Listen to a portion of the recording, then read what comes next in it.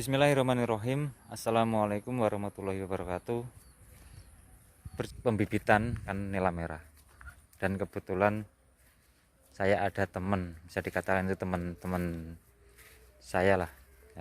Beliaunya itu membibit sendiri ikan nila merah dan ikan nila hitam.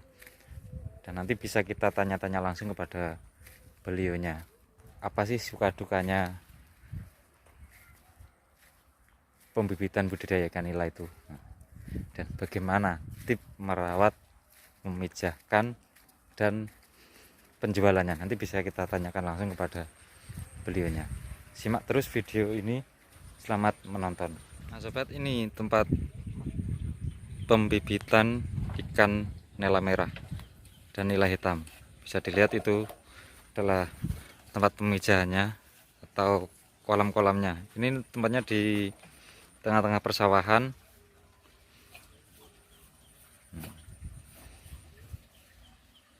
Nah, dan itu teman saya yang membibit ikan nilanya.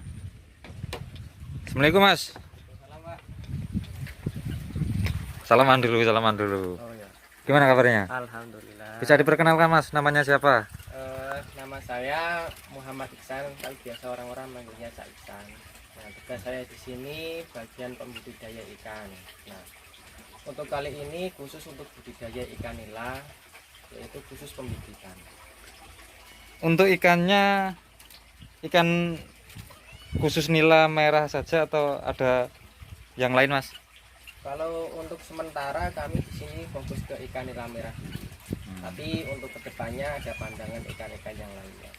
Oh iya, bisa ditolong ditunjukkan bagaimana pemijahannya. Oh bisa.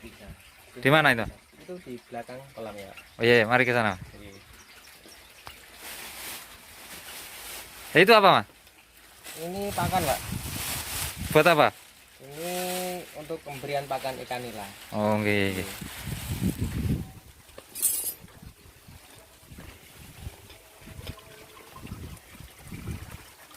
Lalu kalau yang di bawah ini untuk induk atau untuk apa Mas? Itu cuma tampungan ikan dulu. Terus Masih kecil-kecil. oh berarti ini dibesarkan untuk supaya nanti bisa dipijah untuk induk gitu. Iya. Kalau untuk batasan umur atau usianya? Batas minimal itu biasanya 6 bulan 6 bulan itu sudah bisa sudah bisa dipijak. Batas minimalnya.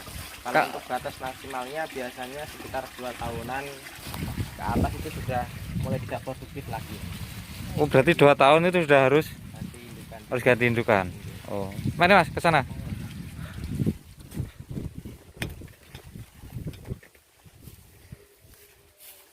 Nah, ini salah satu indukan ikan nila. Oh nila merah ini Mas. Iya.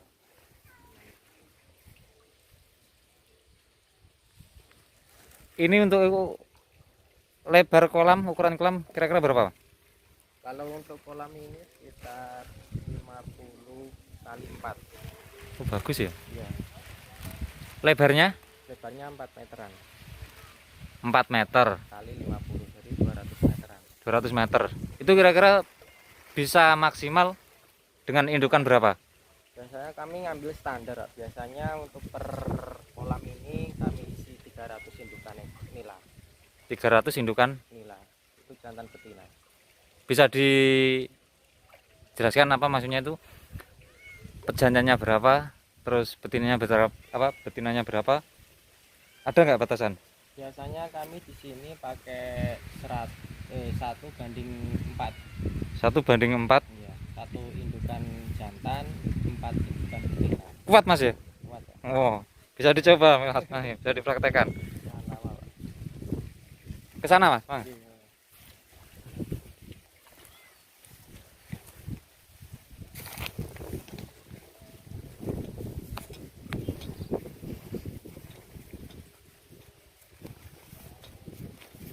Dan untuk anakannya itu Mas, untuk bisa dipanen dan dijual itu umur berapa hari?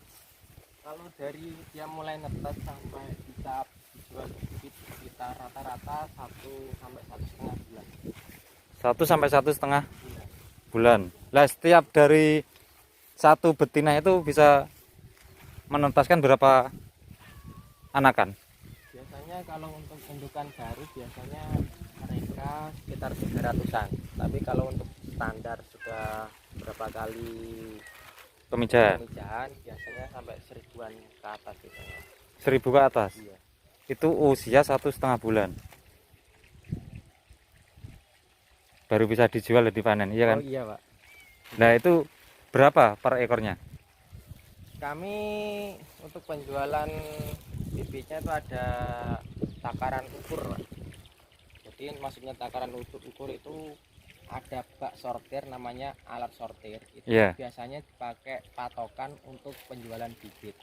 Entah bibit apapun, biasanya bibit nila atau lele.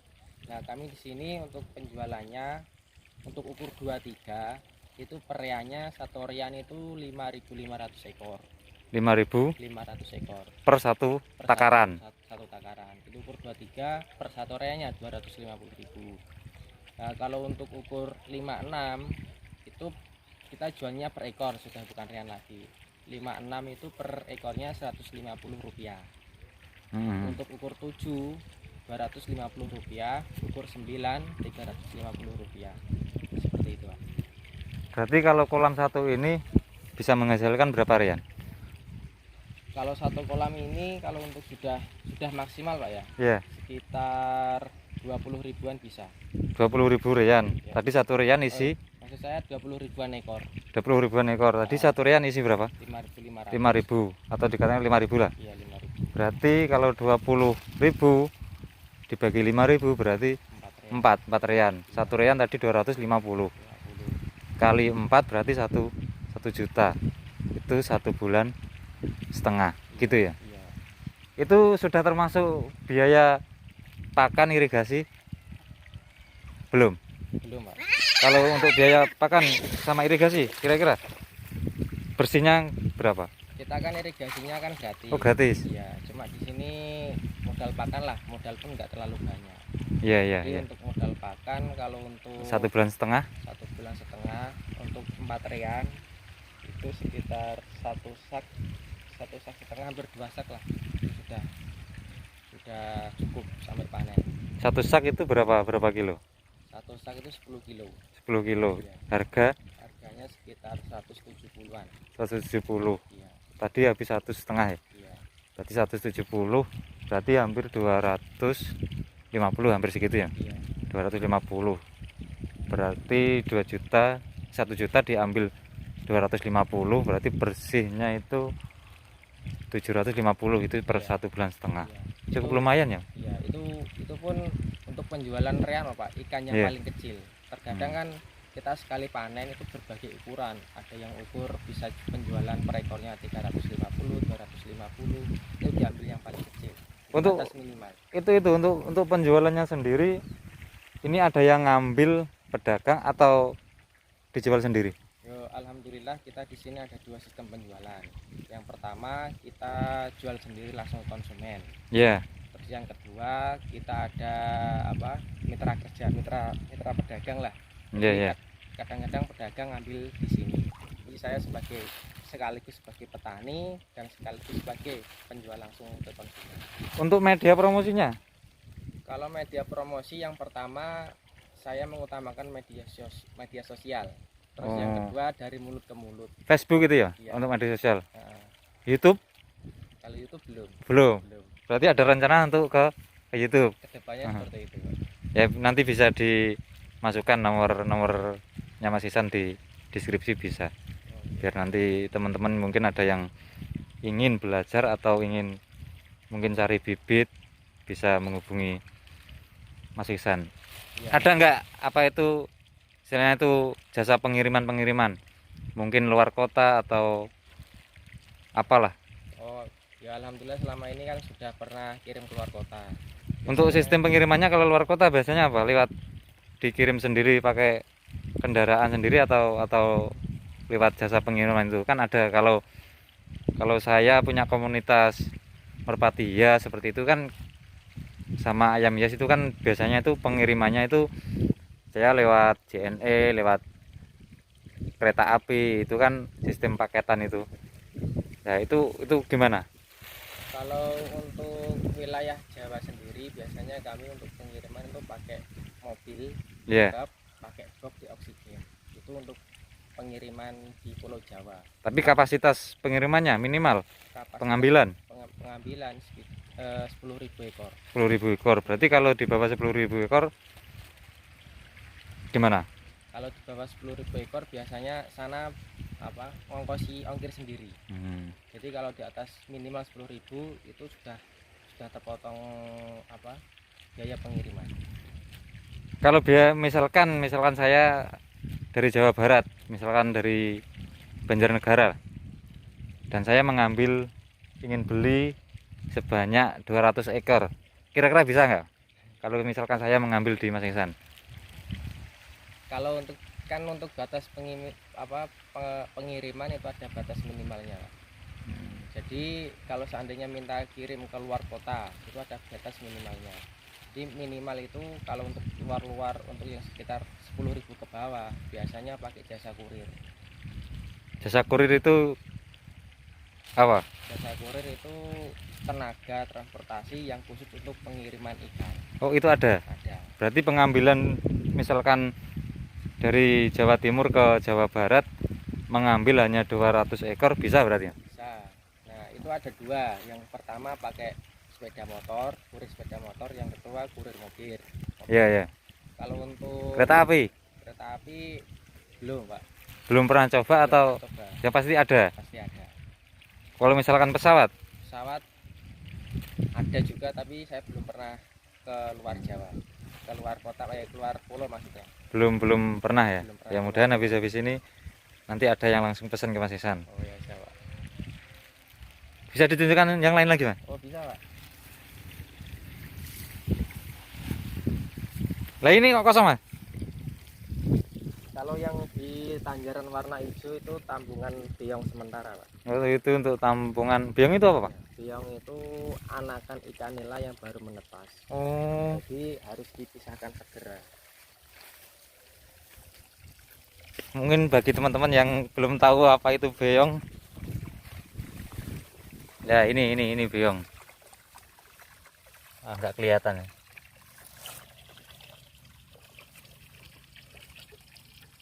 Beong itu adalah anakan nila yang ukurannya masih paling kecil lah. Ya begitu ya Mas Ihsan? Ya, benar, Pak.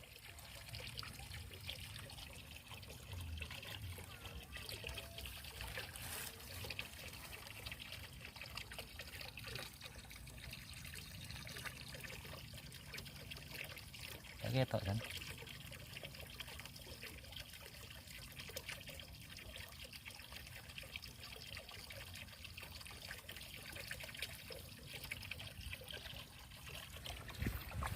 Nah, ini untuk beong yang baru netas tambungan sementara di sini.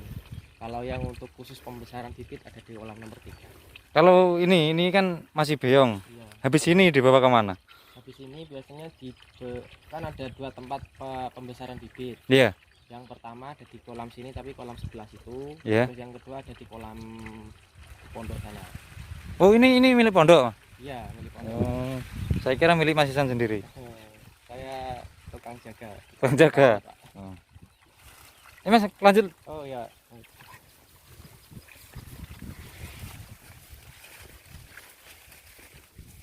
Loh, ini sakit gitu, Pak? Ya terkadang kan ada yang stres juga. Mungkin ini salah satu ikan yang stres. Faktor apa? Biasanya mungkin kan ini kan bekas sisa anakan. Mungkin karena faktor dari indukan yang besar atau bagaimana. Bukan dari faktor-faktor itu, cuaca. Bukan.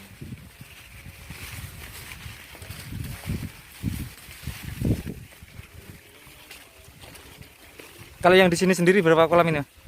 Ini ada 4 kolam, Pak. 4 kolam. Oh, ini indukannya ya. Coba dikasih makan, Mas.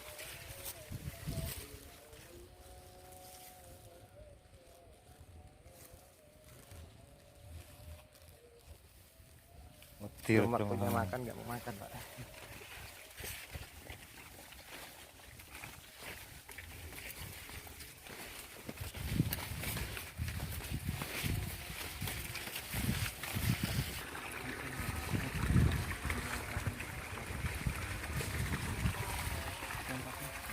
Loh, ini yang apa ini, Mas? Ini yang apa? Biong tadi, Mm-hmm. biong tadi itu kan tampungan sementara. Iya. Kalau sudah takaran baru dipindah ke kolam khusus pembesaran. Oh, ini khusus apa, kolam khusus pembesaran. Nah, ini usia bibit ini 1 bulanan. Ini sudah 1 bulan. Ya, dari biong. Sudah bisa dipanen atau belum kalau segini? Kalau ada permintaan biasanya sudah bisa dipanen. Tapi kalau untuk tampungan sementara biasanya nunggu 2 mingguan lagi. Nunggu 2 mingguan lagi. Iya. Kalau segini, ukuran segini biasanya harganya berapa? Atau penjualannya sistemnya gimana? Per biji atau perian? Kalau ini kan sudah masuk ke ukur 5, Hmm. sudah per biji. Ini berarti sudah per biji ya? Iya, Rp150. Per bijinya Rp150. Rupiah. Ukur 5. Ukur 5. Kalau ukur 23 mungkin hanya 2 minggu sudah bisa dipanen. Kira-kira ada berapa ribu ini, Mas, satu kolam ini? Kalau ini 20.000 lebih, Pak. 20.000 lebih. Wow. Bisa dihitung sendiri nih, 20.000 dikali 150. 1,5 bulan. Terus untuk indukannya sendiri ya? Dari bertelur terus dia akan bertelur lagi, itu jangka waktunya berapa? Biasanya 1 bulanan, Pak. 1 bulan baru bisa bertelur lagi. Bisa nggak dipercepat, misalkan itu dari apa itu, konsumsi makanannya yang untuk mempercepat pemijahan lagi, ada nggak? Biasanya ada, Pak. Itu biasanya untuk penambahan Gizi. gizi atau kadar protein. Itu bisa mempercepat pemijahan. Oh, gitu ya.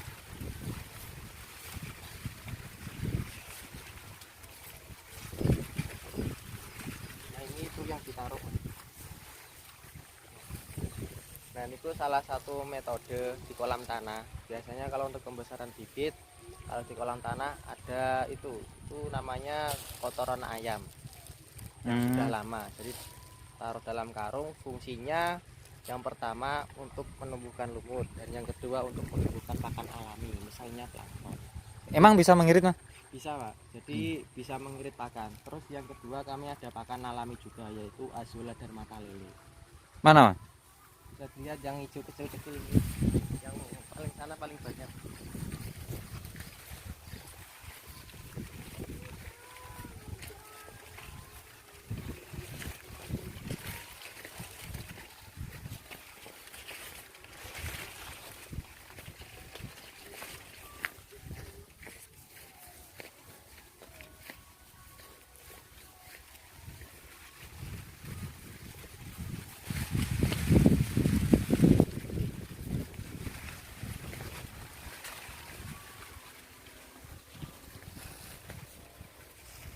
Oh, yang ini, Mas.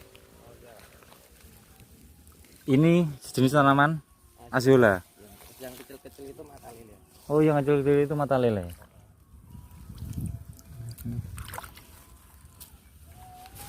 Nah, ini pun fungsinya selain untuk pakan alami juga sebagai tempat perlindungan. Biasanya kan yang namanya orang budidaya ada kendala. Kalau di tempat bebas kayak gini biasanya kendala burung blekok biasanya, Pak. Jadi sebagai salah satunya juga sebagai tempat persembunyian ikan. Oh, berarti banyak manfaatnya ya? Iya, ada kampung-kampungnya ini sebagai tempat persembunyian. Nah, dulu Mas Ihsan kok bisa ada inisiatif budidaya pemijahan ikan nila itu, gimana awal ceritanya itu? Awal ceritanya berawal dari melihat kawan itu ketika masih kayak saya, Pak, dulu dia cerita masih kayak saya. Iya. Dia terombang-ambing cari kerjaan, kemudian dia melihat kawannya juga usaha budidaya ikan nila khususnya kok bagus. Kemudian dia belajar sama orang tersebut, sama kelamaan dapat ilmunya, kemudian dia berdiri sendiri, terus sampai sekarang orangnya itu sudah bisa kirim keluar pulau, Pak. Jadi makanya saya juga melihat dari orang tersebut Nah, saya tertarik juga. Ternyata pembudidaya ikan nila itu lebih cepat hasilnya daripada budidaya konsumsi. Terus untuk Oh, pengeluaran biayanya juga lebih irit. Terus resikonya juga lebih kecil gitu. oh begitu ya. Iya.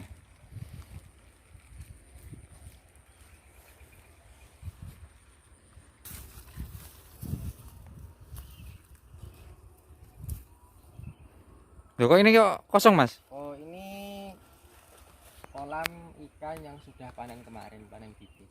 Oh, Jadi dikosongkan terlebih dahulu. Fungsinya yang pertama untuk membunuh seandainya ada hewan-hewan yang kecil-kecil yang merugikan ikan, biasanya kena sinar matahari dia mati. oh iya ya. Terus rencananya? Ini rencananya mau diisi biong lagi, tampungan yang di sana lagi, ditebar lagi di sini. Oh, berarti ini rencana untuk kolam pembesaran. Ya, pembesaran bibit lagi.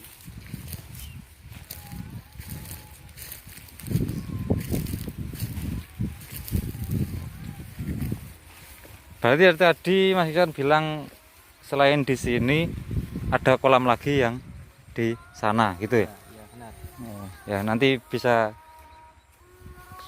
kapan nunggu waktu nanti bisa bisa diusahakan main ke sana lah. Oh ya siapa?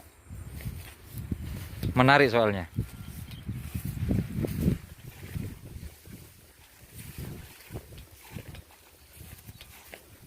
Berarti selama ini yang dijual itu murni pemijahan sendiri atau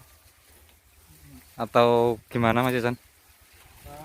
Kalau untuk sekarang ada dua pak, dua juga. Kami mijah sendiri. Iya. Yang kedua, kami juga punya mitra petani. Jadi kita nampung bibit juga. Nampung bibit dari petani. Kadang kan para petani kan kesulitan untuk penjualan. Biasanya kami bekerja sama dengan para petani juga. Oh begitu ya. Iya.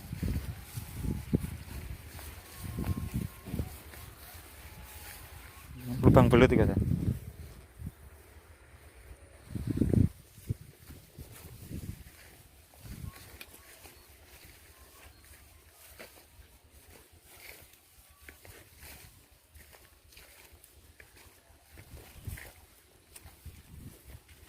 Nah, ini biasanya kalau untuk kolam pembibitan, kolam yang paling ujung itu ada kotakan.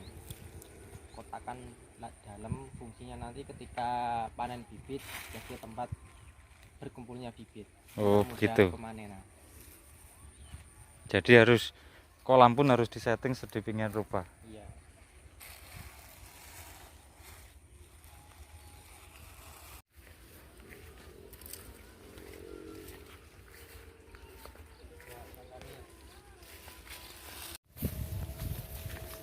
Nah itulah tadi sahabat bincang-bincang saya dengan Mas Iksan seputar tentang pembenihan ikan nila merah.